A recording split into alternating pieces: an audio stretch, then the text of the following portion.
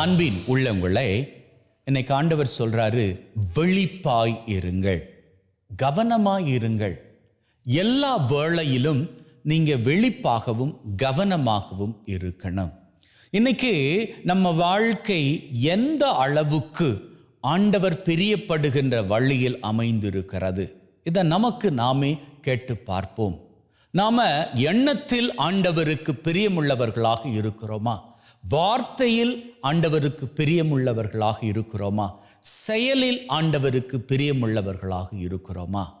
நம்முடைய எண்ணம் இருக்கிறதே, அந்த எண்ணத்தை நம்மால் எதுவும் பண்ணிக்க முடியாது. அது வந்துட்டு போய்கிட்டே தான் இருக்கும். நாம் படிக்கிற நேரமாக இருக்கட்டும், சர்ச்சில் அமர்ந்திருக்கிற நேரமாக இருக்கட்டும், அல்லது வேறு என்ன வேலை செய்வதாக இருக்கட்டும், அந்தந்த நேரங்களில் நாம் அந்தந்த காரியங்களை மட்டும்தான் ஃபோக்கஸ் பண்ணுறோமா அப்படின்னு பார்த்தா ஃபோக்கஸ் பண்ணுவது போன்று இருக்கும். ஆனால் நம்முடைய சிந்தனை, எண்ணம் திடீரென்று காணா போயிடும். இந்த எண்ணத்தை, இந்த சிந்தனையை நம்மால் கட்டுப்படுத்த முடியாது. அது ரொம்ப கஷ்டமானது. இந்த எண்ணத்தில் சில நேரங்களில் நன்மையும் தோன்றும், தீமையும் தோன்றும். நன்மை தோன்றுவதனால் நமக்கு ஆசீர், தீமை தோன்றுவதனால் நமக்கு ஆசீர் கிடையாது, அப்படி என்பதெல்லாம் கிடையாது. எண்ணத்தில் தோன்றக்கூடிய காரியங்களுக்கு நாம உருவம் கொடுக்காமல் இருந்தால் அங்கே எந்த பிரச்சனையும் கிடையாது. ஏன்னா எண்ணம் என்பது, சிந்தனை என்பது வந்து கொண்டே இருக்கக்கூடிய ஒன்று. அது யாராலும் நிறுத்திக்க முடியாத ஒன்று. மனுஷனாக பிறந்த எல்லாருக்கும் இது சகஜம். ஆனால் அடுத்த கட்டம் சொன்ன இல்லையா, இந்த எண்ணத்தில் இருந்து வரக்கூடிய காரியங்கள் அதற்கு உருவம் கொடுக்கக்கூடாது. ஒரு வேளையில் நமக்கு யாராவது தீங்கு செய்திருந்தால் அந்த குறிப்பிட்ட நபரை குறித்து நாம் யோசிச்சுக்கிட்டே இருக்கிறோம். நாம் யோசிக்கல, நம்முடைய மனசு அப்படியே எண்ணத்தில் யோசிச்சுக்கிட்டே இருக்குது, சிந்தை அப்படியே ஓடிக்கிட்டே இருக்கு.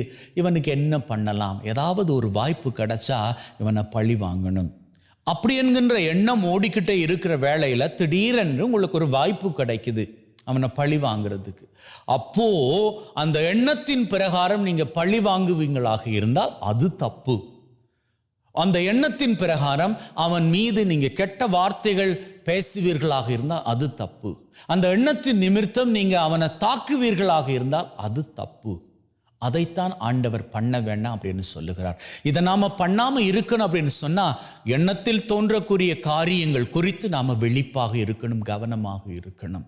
எதை நாம எக்ஸிக்யூட் பண்றது, எதை நாம எக்ஸிக்யூட் பண்ணக்கூடாது, எதை செயல்படுத்துவது, எதை செயல்படுத்தக்கூடாது, அப்படி என்பதில் ரொம்ப கவனமாக இருக்கணும். குடும்பத்தில் நாம அமைதியோடு இருக்கணும் அப்படின்னு சொன்னா, எல்லா வேளையிலும் நான் தான் கரெக்ட், நான் தான் சரி அப்படின்னு சொல்லி வாழுவதை முதல்ல நாம நிறுத்திக்கணும். அது அப்பாவாக இருக்கட்டும், அம்மாவாக இருக்கட்டும், பசங்களாக இருக்கட்டும்.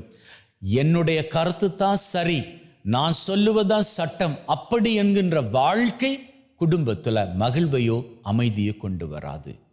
சரி, என்னதான் நீங்க நினைப்பது 100க்கு 100% சரியாக இருந்தாலும் அதை சொல்ல வேண்டிய விதத்தில், செயல்படுத்த வேண்டிய விதத்தில் நீங்க சொல்லி செயல்படுத்துகின்ற பொழுதுதான் அங்க குடும்பத்தில் அமைதியும் ஒற்றுமையும் மகிழ்வும் பெருகும். அதை விட்டுட்டு நீங்க யோசிக்கிற எல்லாவற்றையும் அங்க போய் செயல்படுத்தணும் அப்படின்னு நினைப்பீங்களாக இருந்தால் அங்கே அந்த குடும்பத்தில் முதல்ல அமைதி போயிடும். அமைதி போனா மகிழ்ச்சி போயிடும். மகிழ்ச்சி போனா அதுக்கப்புறமாக தொடர்ந்து உங்க வாழ்க்கை பூராகவும் ஏதாவது ஒரு பிரச்சனை வந்துக்கிட்டே தான் இருக்கும். ஒரு வேளையில் உங்க குடும்பத்தில் பிரச்சனைக்கு மேல் பிரச்சனை வந்துக்கிட்டே இருக்குதாக இருந்தால் கொஞ்சம் யோசிச்சு பாருங்க. விழிப்பாக இருந்து கவனமாக இருந்து யோசிச்சு பாருங்க. நீங்க ஏதாச்சும் உங்க சட்டத்திட்டப்படி தான் நடக்கணும் அப்படின்னு சொல்லி அடுத்தவங்களை காயப்படுத்தி இருக்கிறீங்களா, குடும்பத்திலேயே காயப்படுத்தி இருக்கிறீங்களா அப்படின்னு யோசிச்சு பாருங்க. ஒரு வேளை ஆம் என்றால் அதை கொஞ்சம் நிறுத்திக்கோங்க. இது குடும்பத்துக்கு மாத்திரமல்ல, நீங்க வெளியில வேலை செய்கிற இடமாக இருக்கட்டும், நீங்க வீதியில போகின்ற பொழுது அங்கே காணக்கூடிய காரியங்களாக இருக்கட்டும். சில நேரங்களில் சில பேருக்கு வாகனம் ஓட்டிட்டு போற வேளையில பக்கத்தில் வரக்கூடிய வாகனம் ரொம்பவும் வேகமாக போனா அது பிடிக்காது.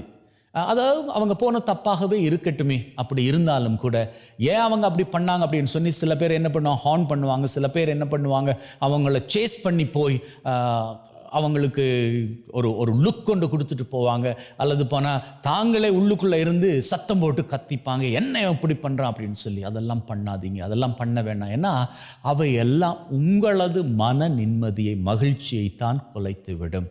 கவனமாக இருங்க. ஆண்டவர் சொல்லுகிறார், விழிப்பாக இருங்க.